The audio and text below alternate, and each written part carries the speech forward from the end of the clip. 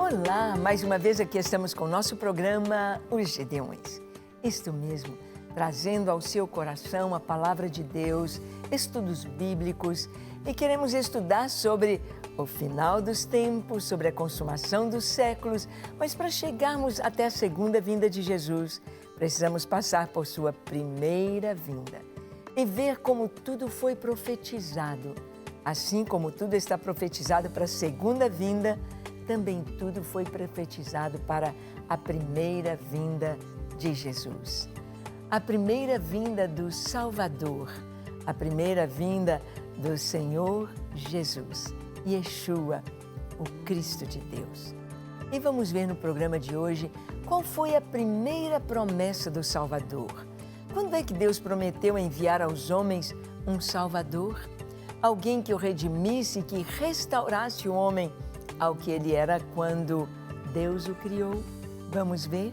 Deixe o seu coração aberto e pronto para ouvir a voz de Deus. O programa Os Gedeões já começou.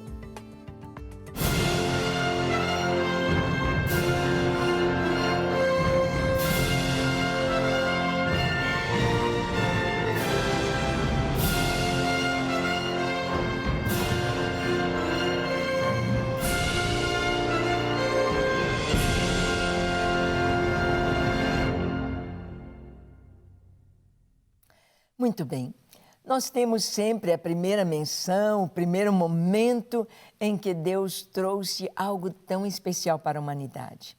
Deus fez o homem perfeito, Deus fez o homem inocente, Deus fez o homem puro, Deus fez o homem de uma maneira tão linda, a sua imagem e conforme a sua semelhança.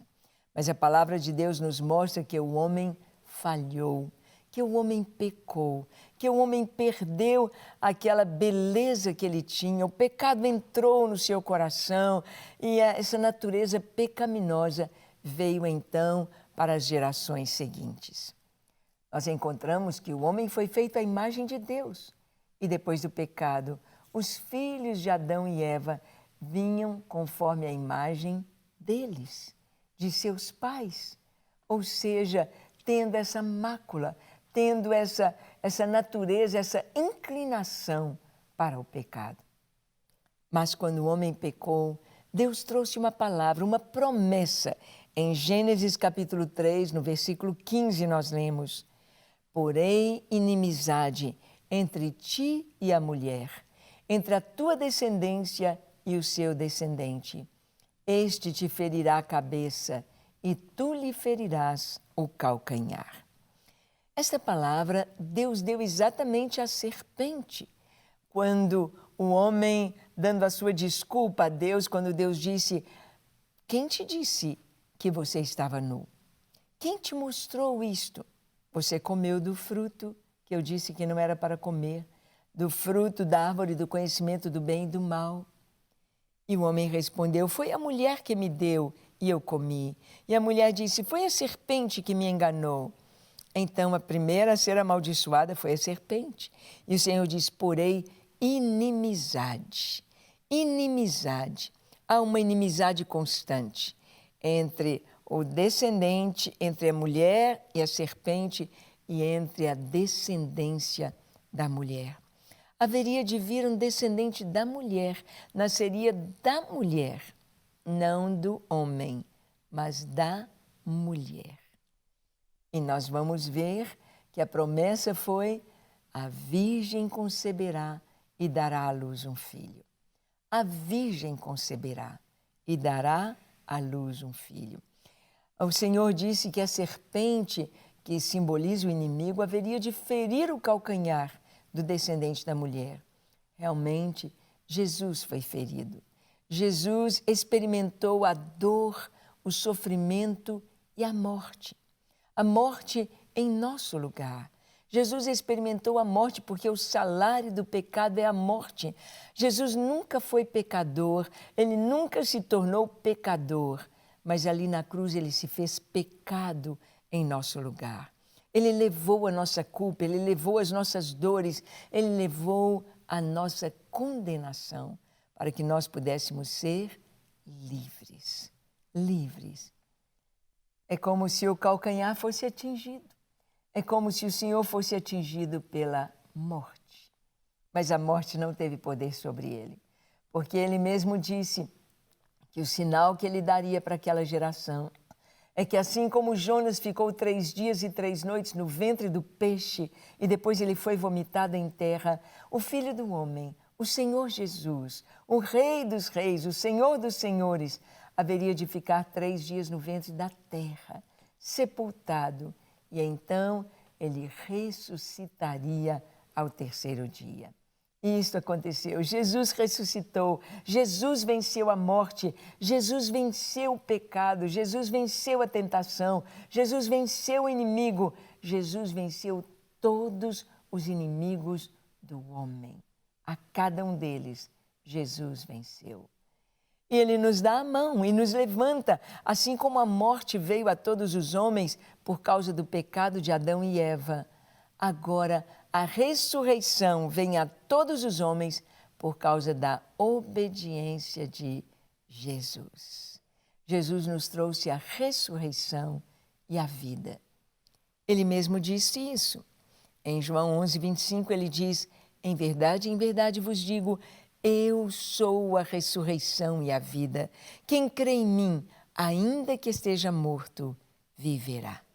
Jesus é a ressurreição e Ele trouxe a ressurreição através da sua obediência e de vencer a morte, vencer o inferno, vencer os nossos inimigos.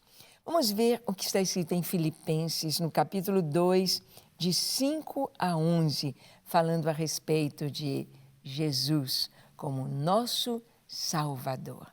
Está escrito assim: tende em vós o mesmo sentimento que houve também em Cristo Jesus, pois ele, subsistindo em forma de Deus, não julgou como usurpação o ser igual a Deus. Antes, a si mesmo se esvaziou, assumindo a forma de servo, tornando-se em semelhança de homens, e reconhecido em figura humana, a si mesmo se humilhou, tornando-se obediente até a morte e morte de cruz.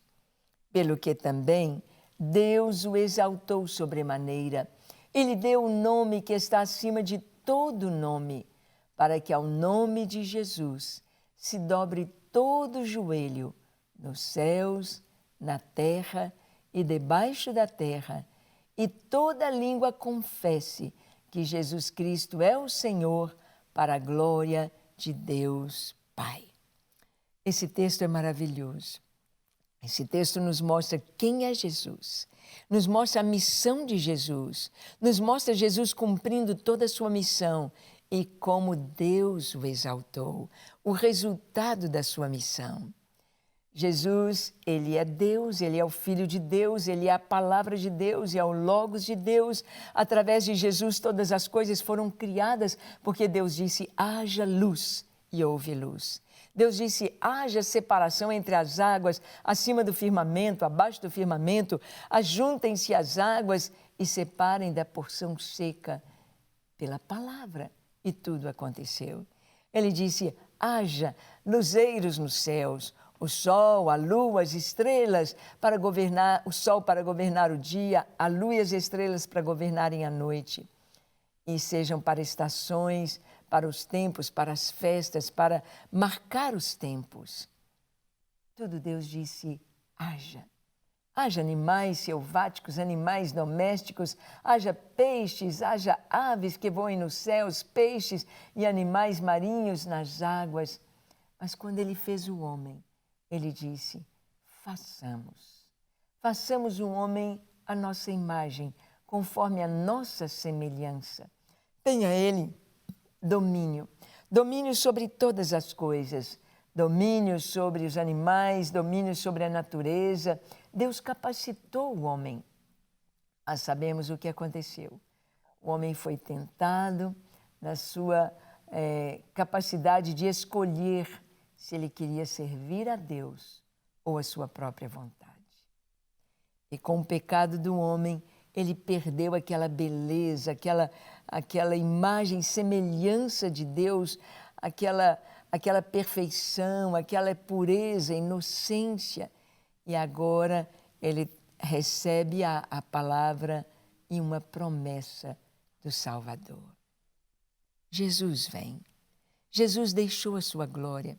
Jesus deixou o seu trono. Jesus deixou todas as prerrogativas como Deus ali nos céus. Vestiu-se de carne humana. Jesus se limitou a um óvulo, a um embrião, a um feto no ventre de Maria, a nascer como um bebê, a passar pelas necessidades de crescer, de aprender a falar, de aprender a andar, de aprender a ler, de aprender a falar. Jesus passou por todo o processo do ser humano.